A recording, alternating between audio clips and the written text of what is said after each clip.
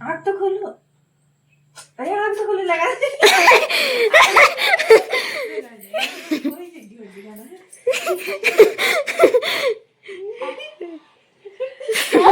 जोरदार रत्ती लगाने की शादी। अरे ठंडा ठंडा लगेगा एकदम। थोड़ा सा लगा है, ठंडा ठंडा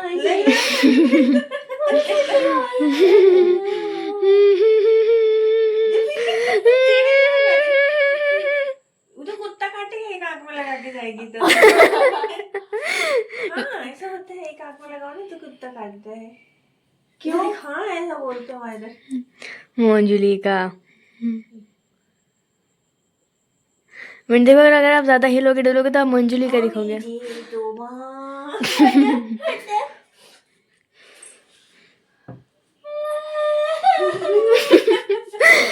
दिखाओ तो काजल इतना गहरा जो किस्सा में कभी मारती। कर लेना चाहिए था ना। दिखाओ तो मिंटी। अच्छा लगा, तुम लगा नहीं रही थी, पर हाँ सही में मंजुली का दिखे।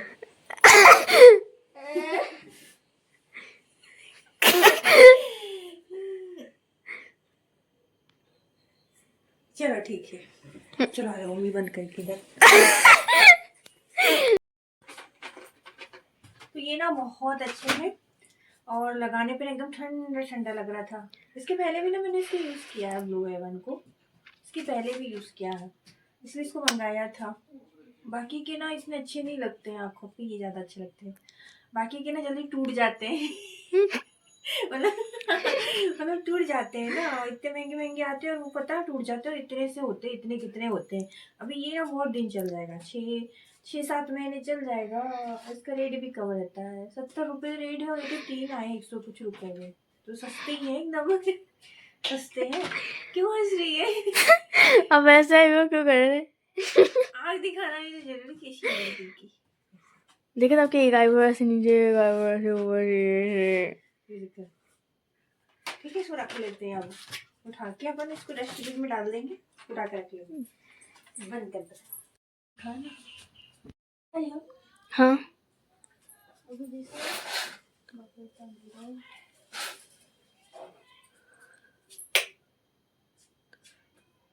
दिख रहा है बाहर का। हाँ। अरे यार ये पावर तो प्लग व्लग सब निकाल के रखे हैं। ला हम इसको ठीक कर दें। नहीं मैं कर लूंगी। बटन बंद कर लो। क्या?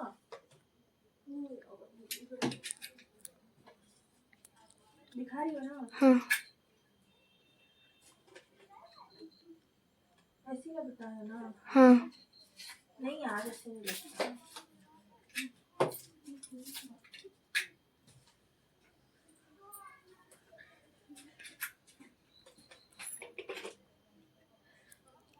बीच का प्लग भी लगा दो।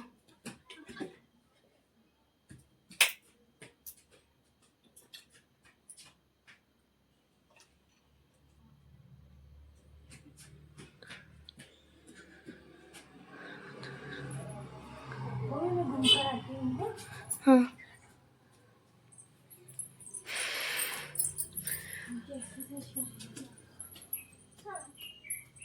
पूरा ऐसे झुक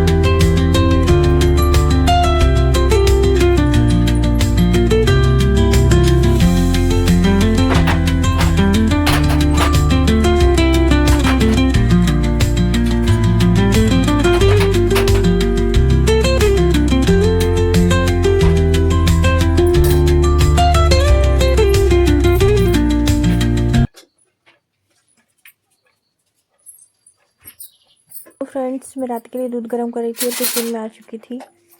गैस स्टैंड मॉर्निंग में साफ़ किया था तो वो वैसा की वैसा ही रखा था और उसके स्टैंड तक नहीं जमे थे।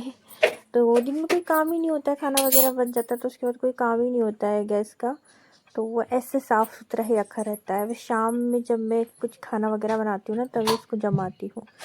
तो अभी जमा दिया था गैस स्टैंड को भी, सब कुछ मिक्सर रखा हुआ था। और अभी बना रही थी मखाने वाला दूध, तो 2 गिलास बनाना था मुझे। 2 गिलास बॉईल करूँगी तो 1.5 गिलास हो जाएगा वो। उसमें मखाने डाल दिए थे और डाल दूँगी खसखस और हल्दी।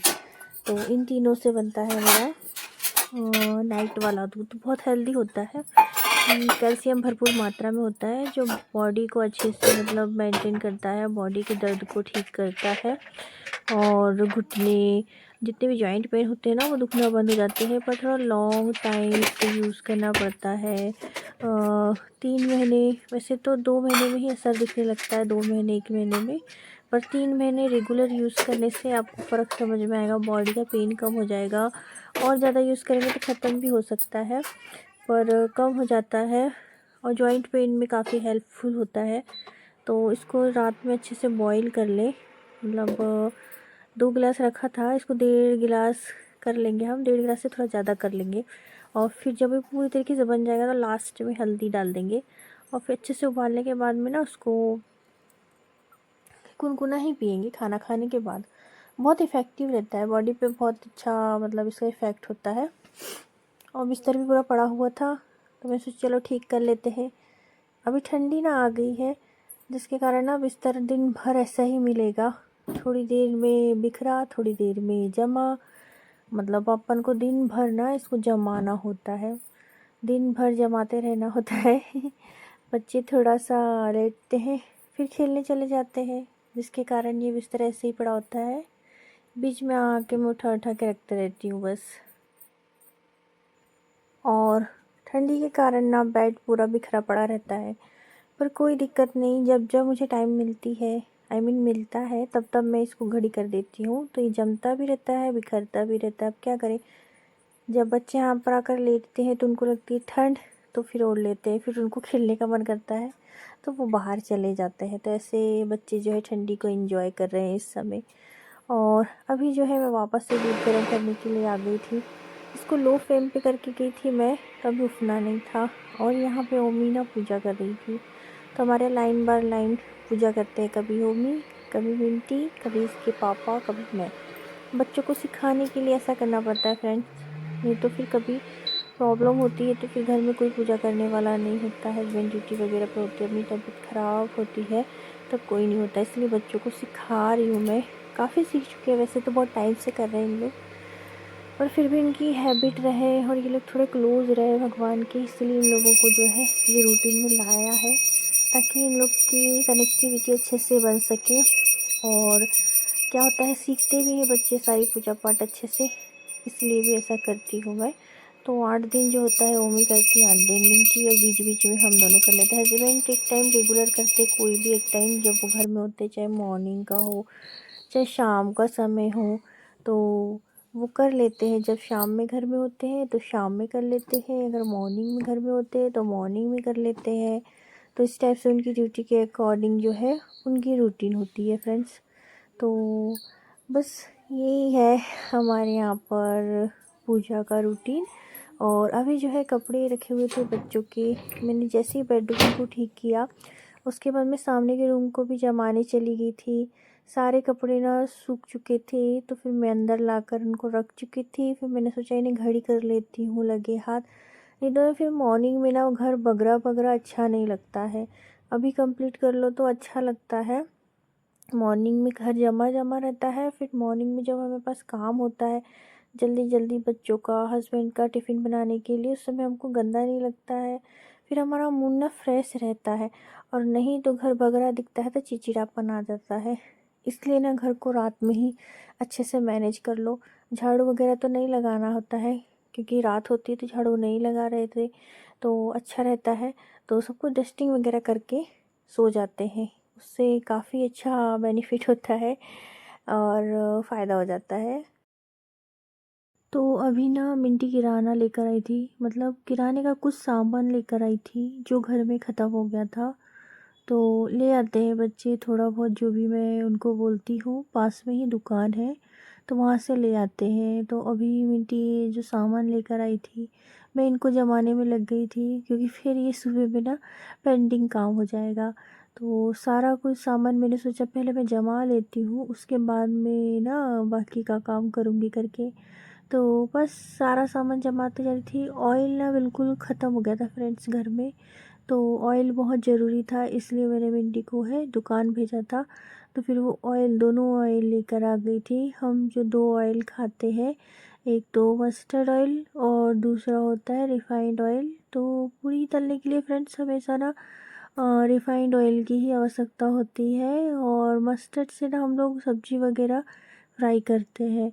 तो अभी ना दोनों ही ऑयल ना लगभग ख़त्म हो गया था, तो इसलिए मैंने इमरजेंसी में मंगाया था। और उनके पापा भी ना अभी ड्यूटी गए थे, तो कोई नहीं था, तो या तो मुझे जाना होता, पर बच्चे साइकिल वगैरह चलाते हैं शाम में, तो ले आए थे सामान। उनका सामान मतलब मेरा सामान भी आ गया था और उनका घूमना भी हो गया था।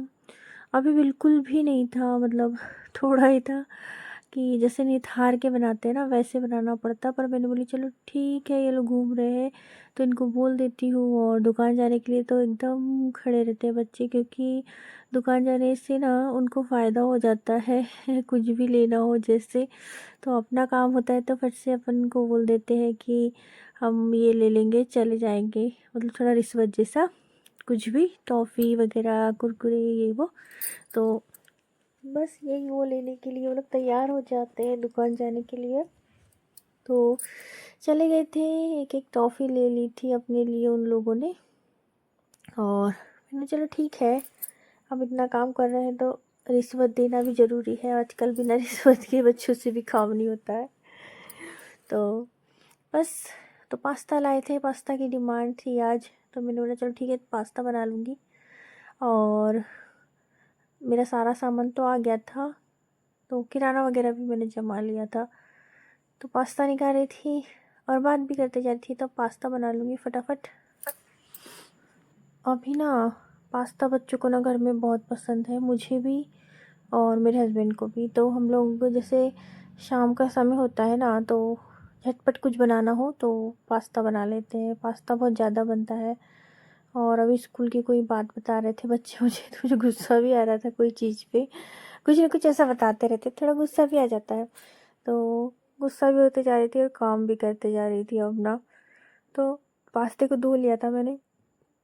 आजकल ना हमारे इधर पास्ता ऐसा आ रहा है, हल्दीराम का पास्ता ऐसा आ रहा है कि उसको जैसे ऑयल में डालो ना बॉईल करने के लिए, बिना धुले डालो अगर, तो पूरे ना घुन जो होते हैं, जो खाने वगैरह में नहीं होते, गेहूँ में दाल में कभी कभी लग जाते कीड़े, उसको हमारे इधर घुन बोलते हैं।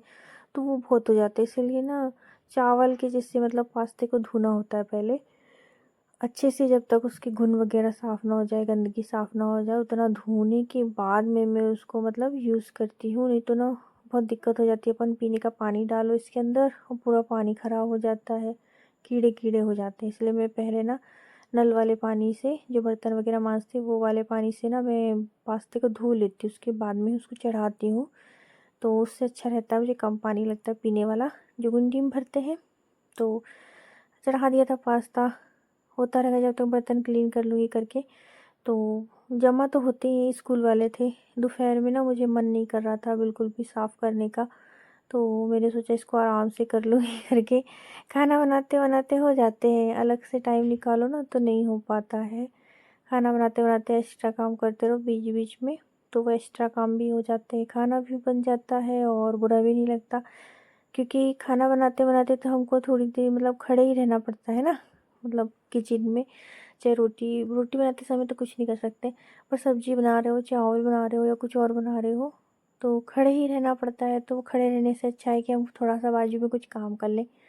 तो थोड़ा सा बाजू में मेरा यही काम होता है कि जैसे बर्तन वगैरह मांज लिया, कल के लिए सब्जी तोड़ लिया या लहसुन तोड़ लिया, क्योंकि लहसुन छीलने में ना मुझे बहुत टाइम लगता है। तो ऐसे जैसे खड़े खड़े रहते हैं ना कुछ काम मतलब कर लेते हैं। अभी ना टिफ़िन नहीं खुल रहा था इजीली, तो मैं बस वही खोलने में लगी हुई थी। तो गीला गीला था ना इसलिए, और साबुन लग गया था तो और फिसल रहा था, तो उसको थोड़ा सा पानी से धो लिया, साबुन हटा लिया, उसके बाद में खोला। तो ये बच्चों की टिफ़िन, इनको भी अभी साफ़ कर लूँगी। दोपहर का काम अभी कर रही हूँ, मतलब मैं दोपहर में मन नहीं किया, काम मतलब सडनली ख़त्म होता है, हम थोड़ा सा आराम करने जाते हैं और फिर उसके बाद में ना ऐसा लगता है कि अभी थोड़ा ब्रेक लिया जाए काम से। कम से कम 4-5 घंटे का होना चाहिए ब्रेक काम में, काम के बीच में, तो थोड़ा सा नयापन लगता है काम में। नहीं तो ना अपन दिन भर लगे रहो, बिल्कुल रेस्ट मत करो ना, तो ऊब जाते हैं काम से मन चुराने का मन करता है। इसलिए थोड़ा रेस्ट लेके करो ना, तो काम भी अच्छे से होता है, मन भी लग जाता है, और करना तो है ही, हम गृहिणी हैं, हमें तो करना ही है ये सब काम, तो क्यों ना रेस्ट लेके किया जाए, है ना। इससे किसी को बुराई भी नहीं है, मतलब कोई प्रॉब्लम भी नहीं है, अपना काम भी होता रहता है, सामने वाले को भी समय पे चीज़ें मिलती रहती है, ऐसा कुछ नहीं है कि नहीं मिल रही है। पर थोड़ा-सा अगर हमको अपने आप को टाइम दें, तो उससे हमारी ही चीज़ें ईज़ी हो जाती है। अपने आप को टाइम देने से हमारा मूड फ्रेश हो जाता है और हम काम को ईज़िली कर पाते हैं। तो अपने आप को टाइम दें और फिर काम को एन्जॉय करें। मैं तो अपने आप को पहले बहुत टाइम देती हूँ, फिर दूसरे काम के लिए रेडी होती हूँ और काम को एन्जॉय करती हूँ। तो सभी लोगों को चाहिए कि अपने आप को टाइम दें। दिन में काफ़ी टाइम होता है, रोज़ दें, हफ्ते में क्यों रोज़ दें, है ना। तो बस ऐसी बात करते करते सारे बर्तन धुल गए थे मेरे, और उधर पास्ता चढ़ा हुआ था, बॉईल हो रहा था, वो हो जाएगा, उसके बाद में बाकी का काम करूँगी।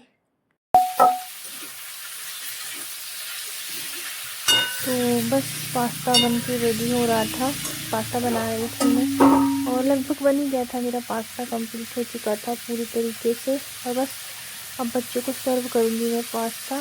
तो आपको कैसा लगा मेरा पास्ता? बहुत टेस्टी था वैसे तो, बहुत ज़्यादा टेस्टी था, बच्चों ने बहुत इंजॉय किया, हस्बैंड ने बहुत इंजॉय किया, और मुझे तो पास्ता बहुत ज़्यादा पसंद है।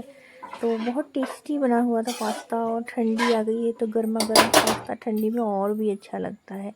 तो बस मेरा पास्ता रेडी था, बच्चों को दे दूँगी, हस्बैंड जब आएंगे तब मैं और हस्बैंड खाएंगे।